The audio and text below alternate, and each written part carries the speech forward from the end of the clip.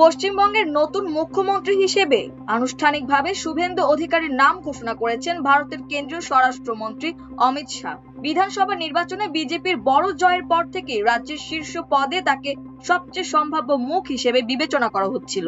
শুক্রবার নিউ টাউনের বিশ্ব বাংলা কনভেনশন সেন্টারে বিজেপির নবনির্বাচিত 207 জন বিধায়কের বৈঠকে সর্বসম্মতিক্রমে তাকে পরিষদীয় দলনেতা নির্বাচিত করা হয়, যার মধ্য দিয়ে রাজ্যের পরবর্তী মুখ্যমন্ত্রী হিসেবে তার দায়িত্ব নেওয়া নিশ্চিত হয়। তৃণমূল কংগ্রেস থেকে বেরিয়ে 2020 সালে বিজেপিতে যোগ দেওয়া শুভেন্দু 2021 সালের পর থেকেই পশ্চিমবঙ্গের রাজনীতিতে অন্যতম আলোচিত মুখ হয়ে ওঠেন। বিভিন্ন ইস্যুতে ধারাবাহিকভাবে আক্রমণাত্মক অবস্থান নেওয়ার কারণে তিনি বারবার রাজনৈতিক বিতর্কের কেন্দ্রবিন্দুতে ছিলেন। বিশেষ করে 2024 সালের আগস্টে বাংলাদেশের রাজনৈতিক প্রেক্ষাপট বদলের পর দেশটি নিয়ে তার একাধিক বক্তব্য ভারত বাংলাদেশ সম্পর্কে প্রশ্নে নতুন করে আলোচনা তৈরি করে।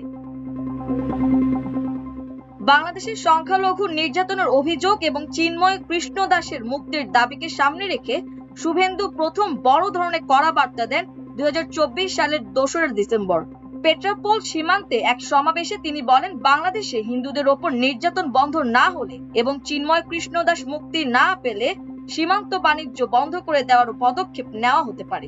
পাশাপাশি বাংলাদেশে আলু ও পেঁয়াজ রপ্তানি বন্ধের কথাও উল্লেখ করেন। এর কয়েকদিন পর 8 ডিসেম্বর এক জনসভায় বাংলাদেশ থেকে কলকাতা দখলের কথিত হুমকির প্রসঙ্গ টেনে তিনি বাংলাদেশের সামরিক সক্ষমতাকে তীব্রভাবে কটাক্ষ করেন। সে সময় ভারতের রাফাল যুদ্ধ বিমান ও সামরিক শক্তির প্রসঙ্গ উল্লেখ করে তিনি দাবি করেন, সামরিক দিক থেকে বাংলাদেশ ভারতের সঙ্গে তুলনীয় নয়।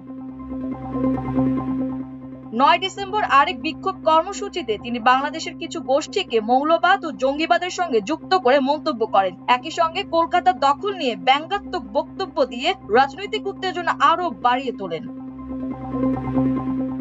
10 ডিসেম্বর ঘোজাডাঙ্গা সীমান্তে দেওয়া বক্তব্যে শুভেন্দু শেখ হাসিনাকে বাংলাদেশের বৈধ প্রধানমন্ত্রী হিসেবে উল্লেখ করেন। একই সঙ্গে বাংলাদেশের রাজনৈতিক পরিবর্তনকে অবৈধ বলে দাবি করে আন্তর্জাতিক সম্প্রদায়ের হস্তক্ষেপের প্রয়োজনীয়তার কথাও তুলে ধরেন। 2025 সালের শুরুতে তার ভাষা আরো আক্রমণাত্মক হয়ে ওঠে।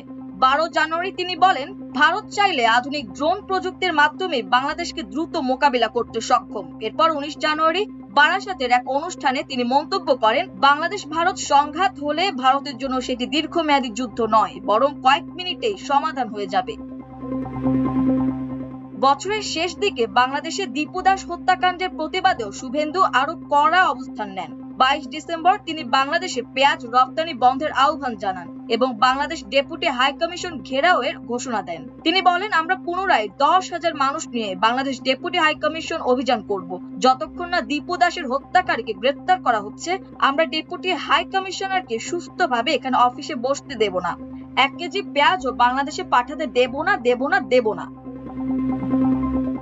এর মাত্র কয়েকদিন পর 27 ডিসেম্বর 2025 ইসরায়েল যেমন গাজায় শিক্ষা দিয়েছে, সেভাবে বাংলাদেশকে শিক্ষা দেওয়ার কথা বলেন শুভেন্দু। মাল্টিমিডিয়া ডেস্ক, আমার দেশ।